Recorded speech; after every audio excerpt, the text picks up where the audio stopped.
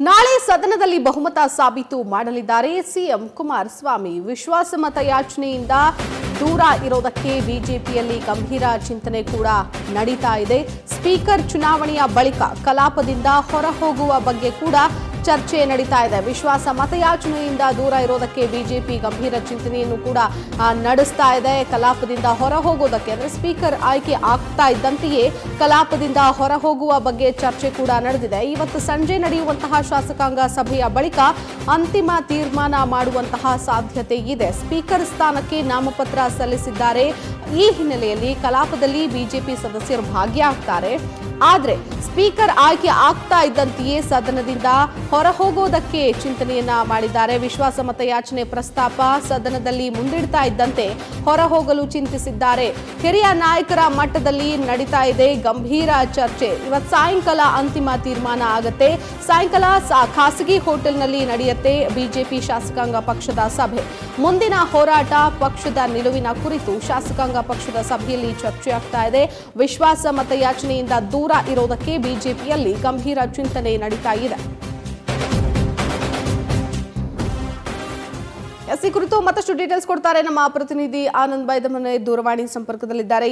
ಆನಂದ್, ವಿಶ್ವಾಸ ಮತ ಯಾಚನೆಯ ಸಂದರ್ಭದಲ್ಲಿ ಬಿಜೆಪಿ ನಾಯಕರು ಸದನದಿಂದ ಹೊರಹೋಗುವ ಕುರಿತಾಗಿ ಚಿಂತನೆ ನಡೆಸಿದ್ದಾರೆ. ಫೈನಲ್ ಆಗಿದೆಯಾ ಡಿಸಿಷನ್?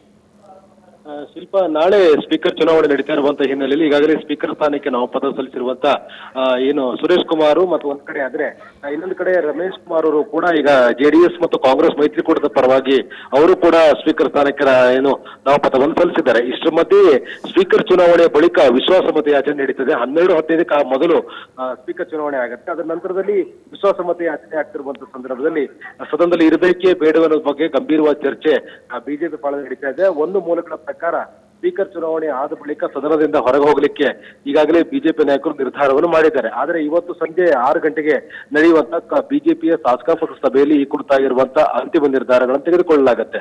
ಒಂದು ಮೂಲಗಳ ಪ್ರಕಾರ ಈಗ ಬಿಜೆಪಿ ನಾಯಕರೆಲ್ಲರೂ ಕೂಡ ಯಾವುದೇ ಕಾರಣಕ್ಕೂ ವಿಶ್ವಾಸ ಮತ ಯಾಚನೆ ಸಂದರ್ಭದಲ್ಲಿ ನಾವು ಇರೋದು ಬೇಡ ಅಂತಕ್ಕಂಥ ಒಂದು ಅಭಿಪ್ರಾಯ ವ್ಯಕ್ತಪಡಿಸಿದ್ದಾರೆ. ಯಾಕೆಂತಂದ್ರೆ ವಿಶ್ವಾಸ ಮತ ಯಾಚನೆಯ ಸಂದರ್ಭದಲ್ಲಿ ಬಿಜೆಪಿ ಹಿಂದಿನ ಸರ್ಕಾರದ ವಿರುದ್ಧ, ಬಿಜೆಪಿ ನಾಯಕರ ವಿರುದ್ಧ ಮತ್ತು ವೈಯಕ್ತಿಕವಾಗಿ ಕುಮಾರಸ್ವಾಮಿ ಮತ್ತು ಸಿದ್ದರಾಮಯ್ಯ ಸೇರಿದಂತೆ ಕಾಂಗ್ರೆಸ್ ಜೆಡಿಎಸ್ ಮೈತ್ರಿಕೂಟದ ಬಗ್ಗೆ ಏನು ಆರೋಪಗಳು ಟೀಕೆಗಳು ವ್ಯಕ್ತವಾಗಿತ್ತು ಆ ಎಲ್ಲ ಟೀಕೆಗಳಿಗೆ ಉತ್ತರ ಕೊಡುವಂತ ನಿಟ್ಟಿನಲ್ಲಿ ನಾಳೆ ವಿಶ್ವಾಸ ಮತ ಯಾಚನೆ ಪ್ರಸ್ತಾಪದ ಸಂದರ್ಭದಲ್ಲಿ ಸಿಎಂ ಕುಮಾರಸ್ವಾಮಿ ಅವರು ಆ ಒಂದು ಅವಕಾಶವನ್ನು ಬಳಸಿಕೊಂಡು ವಾಗ್ದಾಳಿ ಮಾಡ್ಲಿಕ್ಕೆ ಮುಂದಾಗಿರುವಂತ ಹಿನ್ನೆಲೆಯಲ್ಲಿ ಅನಗತ್ಯವಾಗಿರುವಂತ ಟೀಕೆಗಳಿಗೆ ಗುರಿಯಾಗೋದು ಬೇಡ ಅನ್ನೋ ಕಾರಣಕ್ಕಾಗಿ ಸದನದಿಂದ ಹೊರಹೋಗ್ಲಿಕ್ಕೆ ಬಿಜೆಪಿ ನಾಯಕರು ನಿರ್ಧಾರವನ್ನು ಮಾಡ್ತಾ ಇದ್ದಾರೆ. ಆದ್ರೆ ಇವತ್ತು ನಡೆಯುವಂತಹ ಶಾಸಕಾಂಗ ಪಕ್ಷ ಸಭೆಯಲ್ಲಿ ಆ ಬಗ್ಗೆ ಚರ್ಚೆಯನ್ನು ಮಾಡಿ ಅಂತಿಮ ನಿರ್ಧಾರವನ್ನು ತೆಗೆದುಕೊಳ್ಳಲಾಗುತ್ತೆ. ಒಂದಂತೂ ಸ್ಪಷ್ಟವಾಗಿದೆ, ಅನಗತ್ಯವಾಗಿ ಟೀಕೆಗಳಿಗೆ ಗುರಿಯಾಗುವ ಬದಲು ಸದನದಿಂದ ಸ್ಪೀಕರ್ ಚುನಾವಣೆ ಬಳಿಕ ಹೊರಹೋಗ್ತಕ್ಕಂಥದ್ದು ಉತ್ತಮ ಅನ್ನೋದು ಈಗಾಗಲೇ ಬಿಜೆಪಿ ನಾಯಕರ ಲೆಕ್ಕಾಚಾರ. ಹಾಗಾಗಿ ಆ ಕುರಿತಾಗಿರುವ ನಿರ್ಧಾರ ತೆಗೆದುಕೊಳ್ಳುವುದೇ ಬಹುತೇಕ ಸಾಧ್ಯತೆಗಳಿದೆ. ಒಂದಂತೂ ಸ್ಪಷ್ಟ ಆಗಿದೆ, ಬಿಜೆಪಿ ಈ ಒಂದು ವಿಧಾನಸಭಾ ಕಲಾಪದಿಂದ ದೂರ ಇರಬೇಕು ಅನ್ನುವಂತ ಹಿರಿಯ ನಾಯಕರ ಸಲಹೆಗೆ ಸಹಮತಗಳು ಪಕ್ಷದಲ್ಲಿ ವ್ಯಕ್ತವಾಗ್ತಾ ಇರತಕ್ಕಂಥದ್ದು. Thank you Anand, details